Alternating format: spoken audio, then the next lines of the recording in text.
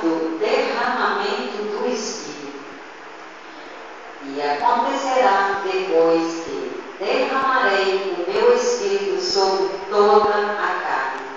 Vossos filhos e vossas filhas profetizarão, vossos velhos sonharão, e vossos jovens terão visões. Até sobre os servos e sobre as servas derramarei o meu Espírito naqueles dias. Amém? Os irmãos podem estar sentados.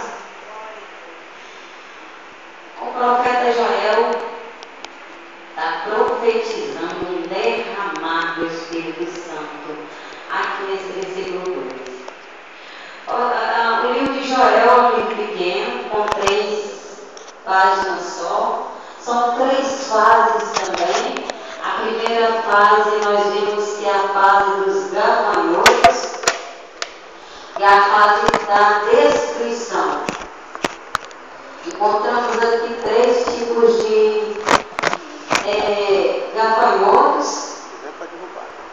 que está no capítulo 1, onde ele narra o gafanhoto cortador, que cortou, o gafanhoto migrador, o que deixou o migrador comeu, e o gafanhoto devorador, o que deixou o devorador comeu, o gafanhoto destruidor.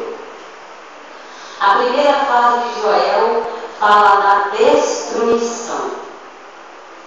Ela fala da destruição pelos gafanhotos. Bem sabemos que o gafanhoto cortador consome, a função dele é consumir as folhas das árvores.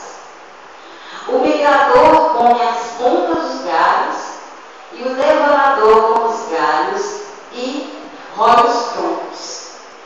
O destruidor rói as cascas e a clorofila e tira a vida da árvore. Então, a primeira mensagem de Joel, do primeiro livro, está narrando sobre os gafanhotos, sobre a fase da destruição. Mas não é o que eu quero pregar esta noite. A segunda fase de Joel está nos relatando que o profeta diz em 2:24 que tem uma promessa. Está em 2:24 e 25 que tem uma promessa de Deus, que esses gafanhotos, o lagar, estariam cheios, que todo mundo sabe que aqui está em 22, 24, 25, que naquela época Deus mostrava para o povo que ele estava do lado do povo quando o lagar